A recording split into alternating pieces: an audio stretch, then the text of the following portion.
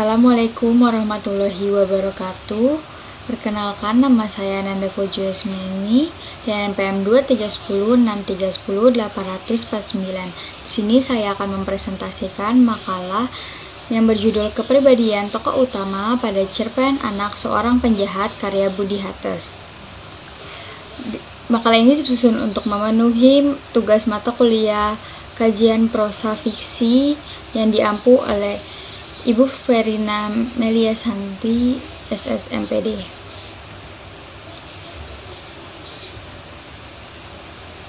Yang pertama ada pengarang. Budi Hattes lahir di Sipirok pada tanggal 3 Juni 1972. Beliau bekerja sebagai seorang peneliti dan konsultan. Budi telah menulis cerpen serba sedikit sejak tahun 1980-an dan sudah banyak beredar di koran, majalah, dan beberapa antologi bersama. Cerpen Anak Seorang Penjahat yang terbit pada tanggal 2 Juli 2021 di basabasi.com merupakan salah satu judul cerpen yang diterbitkan oleh Budi Hattes. Analisis unsur intrinsik. Yang pertama ada sinopsis cerpen Anak Seorang Penjahat.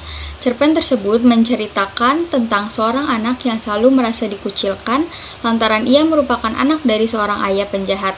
Masyarakat memandang ia seorang penjahat lantaran darah yang mengalir dari tubuhnya adalah penjahat. Tokoh utama sejak kecil ditinggal oleh orang tuanya hingga 4 tahun dirawat oleh sang nenek sebelum sang nenek meninggal dunia. Ketiadaan kerabat yang merawatnya membuat Mara Sagap selaku adik dari sang ibu mengambil tanggung jawab untuk mengasuhnya. Yang kedua ada tema. Tema pada cerpen Anak Seorang Penjahat adalah perjuangan. Perjuangan yang dimaksud adalah perjuangan tokoh aku yang rela menahan segala pandangan buruk tentangnya seperti pada kutipan di bawah ini. Narasi di atas menunjukkan perjuangan tokoh untuk dilihat menjadi orang baik dan diperlakukan sama tanpa memandang masa lalu sang ayah. Yang ketiga ada alur. Alur yang digunakan oleh cerpen Anak Seorang Penjahat karya Budi Hattes adalah alur sorot balik. Alur sorot balik yang dimaksud adalah menceritakan ulang kejadian yang dialami oleh tokoh pada saat ia masih dalam kandungan ibunya dan masa sekarang, seperti pada kutipan di bawah ini. Kutipan di atas menunjukkan masa lalu dari kehidupan tokoh utama. Awal mula cerita dimulai saat ayah tokoh utama mati tertembak oleh polisi dan ibunya menjadi sakit-sakitan hingga akhirnya ia dirawat oleh sang nenek selama 4 tahun. Kutipan di atas menunjukkan masa sekarang kehidupan tokoh. Terdapat tekad yang kuat dalam diri tokoh untuk membuktikan bahwa ia layak untuk hidup sendiri tanpa dibayang-bayang pamannya. Pamannya yang merupakan orang yang terpandang di kampung yang mereka tinggali merasa bertanggung jawab agar keponakannya tidak mengikuti jejak masa lalu sang ayah. Yang keempat ada latar. Yang pertama ada latar tempat. Latar tempat yang pertama ada pondok pesantren. Pondok pesantren merupakan tempat sekolah tokoh utama dalam cerpen Anak Seorang Penjahat karya Budi Hattes. Hal tersebut dapat diketahui melalui kutipan berikut. Melalui kutipan tersebut diketahui bahwa sang paman yang bertanggung jawab mendidik keponakan yang telah hidup sendirian merasa bahwa keponakannya lebih cocok untuk bersekolah di pondok pesantren. Latar tempat yang kedua ada rumah geribik. Rumah geribik merupakan tempat tinggal salah satu warga yang tinggal di kampung tokoh utama. Hal tersebut dapat diketahui melalui kutipan berikut. Melalui kutipan tersebut diketahui bahwa tokoh utama meninggalkan rumah salah satu warga yang telah menolak niat baik yang ingin dilakukan oleh tokoh utama. Yang ketiga ada rumah. Rumah merupakan tempat tinggal dari tokoh utama pada cerpen Anak Seorang Penjahat karya Budi Hattes. Hal tersebut dapat diketahui melalui kutipan berikut ini. Melalui kutipan tersebut diketahui bahwa tokoh utama kembali ke rumah yang ditinggalinya seorang diri seperti pada kutipan berikut ini. Tokoh utama memilih tinggal di rumah warisan dari sang ayah. Rumah tersebut ditinggalkan oleh tokoh utama tanpa keluarga yang menemaninya. Ia merasa bahwa sanggup untuk tinggal sendiri tanpa bayang-bayang sang paman yang merasa bertanggung jawab untuk mendidik tokoh utama. Latar waktu pada cerpen Anak Seorang Penjahat tidak dijelaskan secara pasti. Penulis hanya menjelaskan konflik beberapa kejadian yang dialami oleh tokoh utama, seperti pada kutipan berikut ini. Kutipan di atas menunjukkan kejadian yang dialami tokoh tidak dijelaskan secara terperinci, akan tetapi penulis hanya menceritakan sekilas tentang kejadian yang sangat membekas di pikiran tokoh. Melihat dari narasi penulis, kejadian itu terjadi pada sore hari. Sore hari merupakan waktu yang pas untuk manusia bersosialisasi di luar rumah, sehingga kabar bahwa tokoh melakukan sesuatu cepat tersebar luas di lingkungan masyarakat.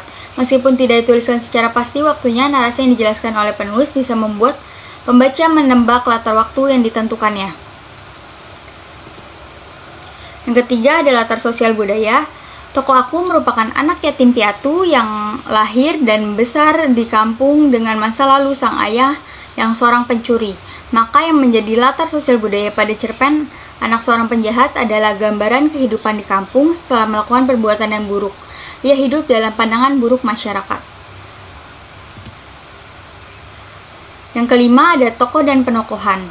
Tokoh aku adalah anak laki-laki yang lahir dari seorang ayah penjahat. Ia ditinggal pergi ayahnya sejak masih dalam kandungan ibunya. Meninggalnya sang ayah menjadi pukulan yang berat untuk sang ibu, dan akhirnya beliau meninggal dunia lantaran sakit-sakitan. Meninggalnya kedua orang tuanya membuat tokoh diasuh oleh sang nenek. Pengasuhan nenek hanya selama kurang lebih 4 tahun lamanya, dan sejak saat itu tokoh diasuh oleh pamannya yang bernama Marasanggap. Kutipan di atas menceritakan betapa baik hatinya tokoh utama yang ingin membantu warga yang sedang kelaparan.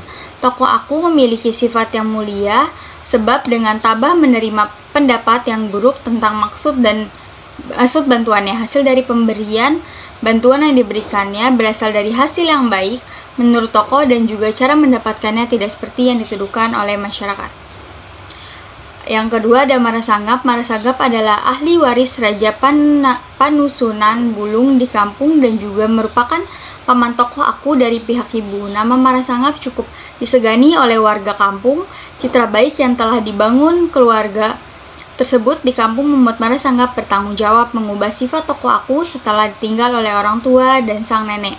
Segala hal yang dilakukan selalu di dalam pengawasan, sebab Marasanggap melihat banyak masyarakat merasa khawatir sifat sang ayah akan menurun kepadanya. Kutipan tersebut menunjukkan bahwa Marasanggap sangat ingin mendapatkan pandangan baik masyarakat dengan mengambil beras yang diduga sebagai barang hasil curian sang keponakan. Ia memanfaatkan kabar yang menyebar untuk menjadi pahlawan baik yang menolong warga yang tertindas. Akan tetapi ia tidak memberi kesempatan keponakannya untuk menjelaskan kejadian yang membuat sang keponakan mendapat tuduhan. Yang keenam ada sudut pandang. Sudut pandang yang digunakan cerpen Anak Seorang Penjahat adalah sudut pandang orang pertama. Penggunaan sudut pandang orang pertama membuat penulis cerpen memposisikan diri sebagai narator. Sudut pandang pertama aku merupakan penggambaran tokoh utama yang ada di dalam cerita. Yang ketujuh ada bahasa. Kutipan di atas dapat membuktikan bahwa bahasa yang digunakan pengarang langsung menceritakan konflik tokoh dengan segenap orang yang mengenalnya. Penggunaan bahasa yang bersifat narasi membuat pembaca melihat cerminan kehidupan tokoh pada kehidupan nyata. Gaya bahasa yang dipilih pengarang tidak bertele-tele dan mudah dipahami. Narasi di atas juga mengekspresikan perasaan kekecewaan kepada keluarga ikut memandang tokoh sebagai penjahat juga. Pengarang juga menggambarkan rasa kekecewaan yang mendalam membuat tokoh semakin terlihat penuh emosional.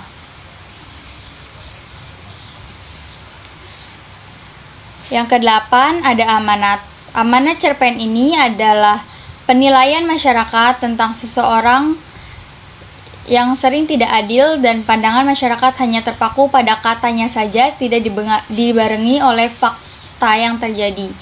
Amanat dari kutipan di atas adalah pentingnya kita sebagai manusia saling memaafkan serta masa lalu yang buruk hanya dijadikan pembelajaran hidup sebagai manusia yang memang letaknya salah. Setiap orang memiliki sifat yang berbeda. Jangan sampai manusia melihat satu orang melakukan kejahatan, maka yang lainnya juga sama seperti itu.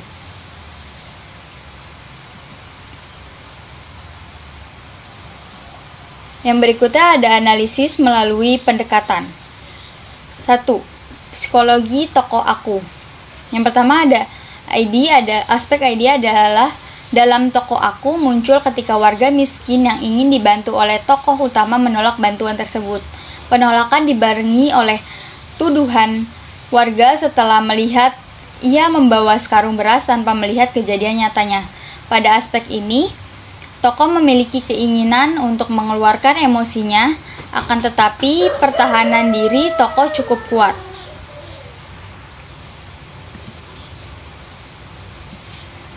Pendekatan teori psikoanalisis Sigmund Freud pada aspek ID mencakup dorongan alam bawah sadar yang mencerminkan emosi seperti perasaan takut, keinginan atau kebingungan. Kutipan di atas menunjukkan aspek ID merujuk pada sebuah keinginan tokoh yang mengeluarkan amarah yang terpendam.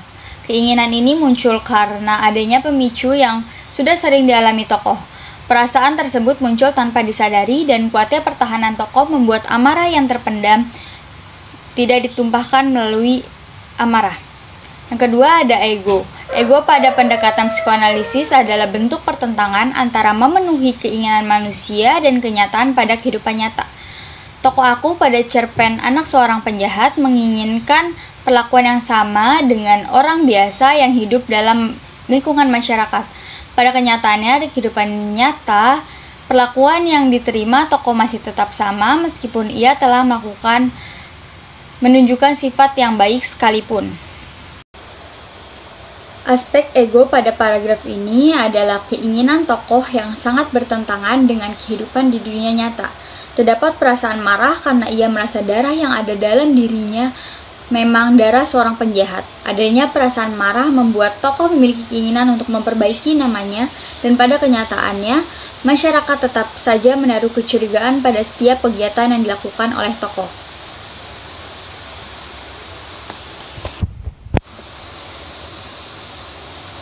Berikutnya ada analisis melalui pendekatan superego.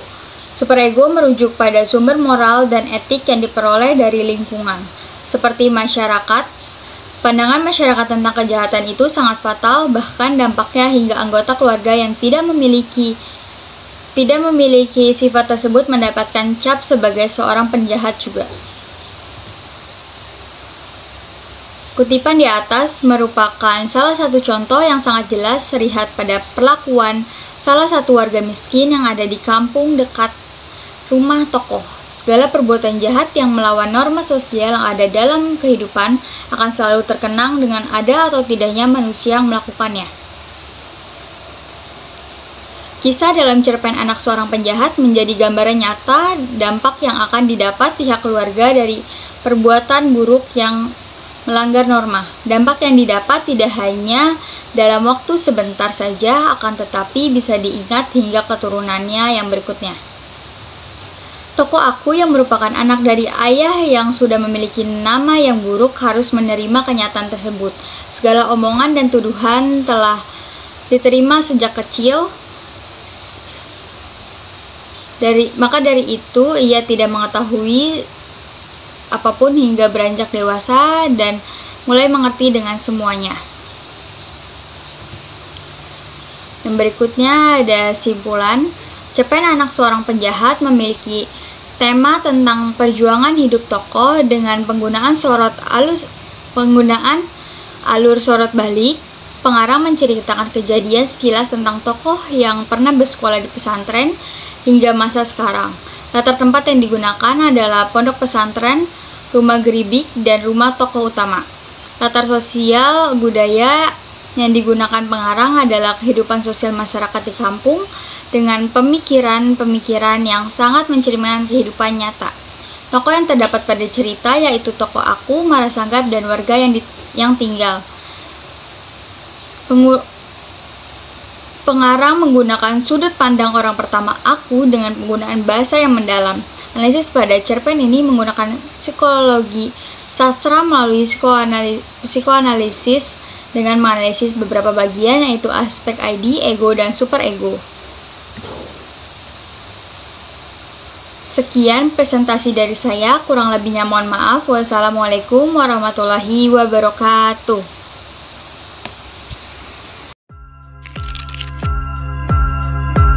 Thank you.